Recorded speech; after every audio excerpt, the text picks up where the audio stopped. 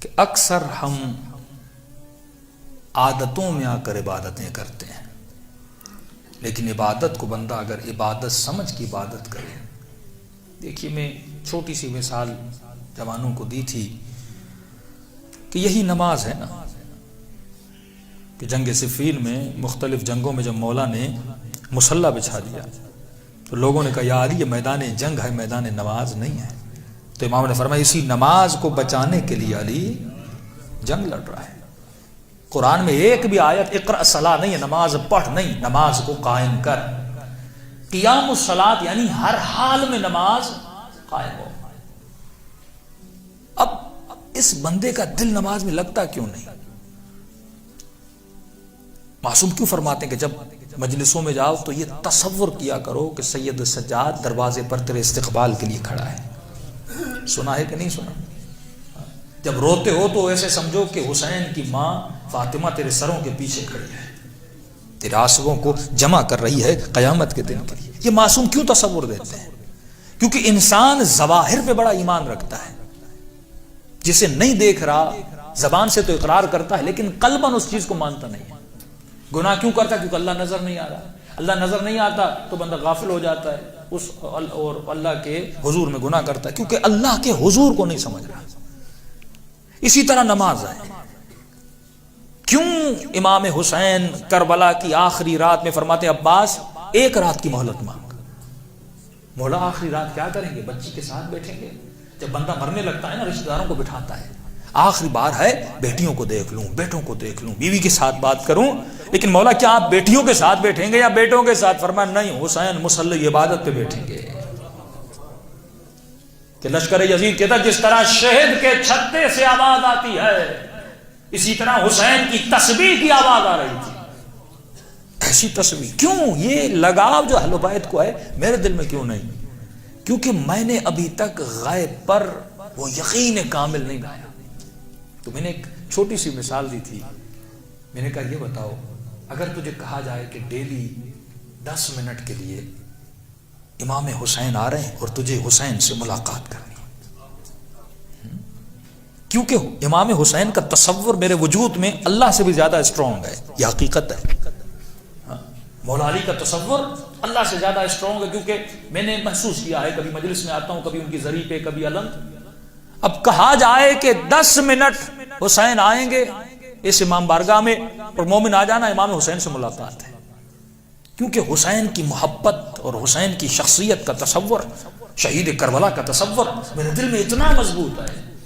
اگر تجھے ٹائم 6 بجے کا دیا جائے کہ حسین 6 بجے تجھ سے ملیں گے، تو دروازے پہ کب آ کے کھڑا ہو جائے گا؟ امیجن کرو. شاید کوئی مومن ایک دن پہلے ہی آ جائے، شاید کچھ کئی گھنٹے بعد پہلے آ جائے تاکہ مجھے امام حسین سے 10 منٹ کے لیے بات کر شرف ملے گا. اور کہ ڈیلی آنا حسین، ڈیلی 10 منٹ اس سے بات کریں گے. اب تم نے امیجن کیا کہ کیا محبت ہے امام حسین کی. اب سمجھو کہ اہل بیت مصلی پہ سب سے پہلے کیوں جاتے تھے، اور جب حسین سے ملنے آؤ گے کیسے آؤ گے؟ نہا کر آؤ گے نا، خوشبو لگا کر آؤ گے نا، صاف ستھرے ہو کر آؤ گے نا. یہاں تک کہ مولا میرے ناخن بھی نہ دیکھ لیں، ناخنوں کو بھی کاٹ کے آؤ گے نا. باقی حسین دیکھیں تو دیکھیں یہ میرا شیعہ ہے، یہ میرے سامنے آیا ہے. اس حال میں آ کر امام حسین کے ساتھ بیٹھو گے. یہی حال تھا جب اہل بیت مصلی پر آتے تھے، اپنی ساری زینتوں کو مصلی پر لے کر آتے تھے، خوشبو لگاتے تھے، بہترین لباس پہنتے تھے اور بڑے سکون اور اطمینان سے مصلی پہ بیٹھتے تھے. کیوں؟ کیونکہ حسین کے لیے نماز ایک ایکسرسائز کا نام نہیں تھا. نماز صرف اٹھنے بیٹھنے اور سجدے کا نام نہیں تھا، نماز ملاقات خدا کا نام تھا. اس لذت کے ساتھ مصلی پہ، کیونکہ یقین تھا کہ میں مصلی پر اللہ سے باتیں کر رہا ہوں. یہ سورہ حمد جو زبان سے ادا کر رہا ہوں یہ کلمات میرے پروردگار عالم کے کلمات ہیں، لیکن میری نماز جسٹ ایکسرسائز ہے.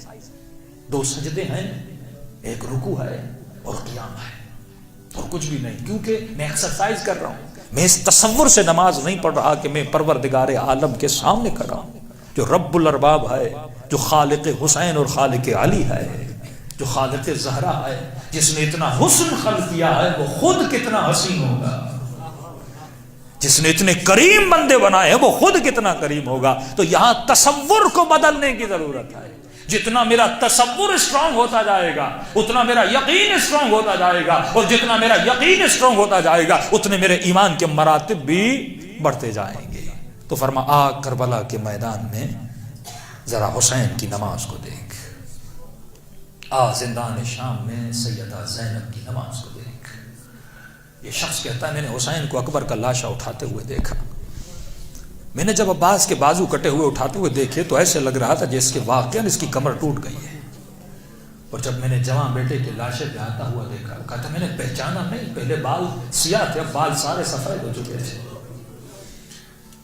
لیکن کہتا ہے جب گودی قتل گاہ میں گیا اور حسین کا سر سجدے میں جا رہا تھا, اب مجھے چہرے پر ایسی رونق نظر آئی کہ لگ ہی نہیں رہا تھا یہ وہی ہے جس نے بیٹے کا لاشا اٹھایا تھا, یہ وہی ہے جس نے بھائی کے کٹے ہوئے بازو اٹھائے تھے اور سجدے میں جا کر یہ جملے کہے رضن برضا و تسلیما لامرہ. جب یقین ہونا پروردگار عالم پر پھر بندے کے چہرے پہ یہ سکون ہوتا ہے.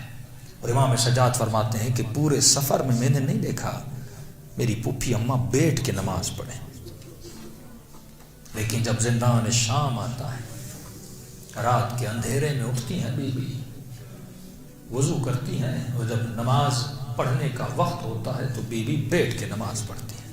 عالمہ غیر معلمہ, وہ بی بی جس کو فقہی مسائل کا اتنا پتا کہ جب مومن کو اتنی تکلیف ہو اسے کھڑا نہ ہوا جائے, جانتے ہیں آپ لوگ, تو پھر اجازت ہے کہ بندہ بیٹھ کے نماز پڑھے. امام وقت سوال کر رہے ہیں کہ پھوپھی اماں پورے سفر میں نے نہیں دیکھا آپ بیٹھے ہیں, اب کیا ہوا ہے کہ آپ بیٹھ کے نماز پڑھ رہی ہیں؟ فرمایا سجاد میرے لال زندان میں کھانا بہت کم آتا ہے, میں سارا کھانا بچوں میں تقسیم کر دیتی ہوں, اب زینب کے بدن میں طاقت نہیں ہے, یعنی بی بی کھڑی بھی نہیں ہو سکتی, اور اس بی بی کو 8 گھنٹے شرابی کی دربار میں کھڑا رکھا جائے. ایک بہت بڑی آئیڈیالوجی اور سسٹم کے لیے اہل بیت نے قربانی دی. سوال یہ ہے اس نظام میں علی اور نظام زینب کو میں نے کتنا بچایا. کہا مومنا حسین کی مجلس میں اس سفرہ حسین سے تھوڑا نور اور معرفت لے کر جا. امام فرماتے جوان سے پوچھو زندگی کیسے گزری, کہے گا خواب کی طرح. بوڑھے سے پوچھو زندگی کیسے گزری, کہے گا خواب کی طرح. فرمایا قیامت کے دن ہر آنکھ روئے گی, اور ان خوابوں والی زندگی کے لیے اپنی ابدی زندگی کو تباہ نہ کرنا. کہ مولا ہر آنکھ روئے گی, کہ ہر آنکھ روئے گی. یوم الحسر, حسرت کا دن ہے, 2 آنکھیں نہیں روئے گی. ایک آنکھ وہ جو حسین پہ روئے, دوسری آنکھ وہ جو اپنے گناہوں پہ روئے. واللہ دونوں آنکھیں اہل بیت نے آپ کو عطا کی ہیں. کہ اے مومن جب آنکھوں میں آنسو آئیں سب سے پہلے اپنے گناہوں پہ رویا کر, کیونکہ جب تک خود کو خالص نہیں بنائے گا تو نظام براءت میں داخل نہیں ہو سکتا. چوتھے امام فرماتے ہیں کثرت سے میرے بابا حسین کو سلام کرو. کہ مولا اتنی تاکید کیوں کرتے ہیں کہ حسین کو سلام کریں؟ فرمایا کیونکہ عاشورہ کے دن میرا بابا ترس گیا تھا کہ کوئی میرے بابا کو سلام کرے. تعجب سے کہا مولا اتنے مسلمان تھے, مسلمان کیا مسلمان کو سلام نہیں کرتا؟ کہا کرتا ہے, لیکن میرے بابا کو کسی نے مسلمان سمجھا نہیں تھا. کہ تیرے سلام سے میرے حسین کو ٹھنڈک مل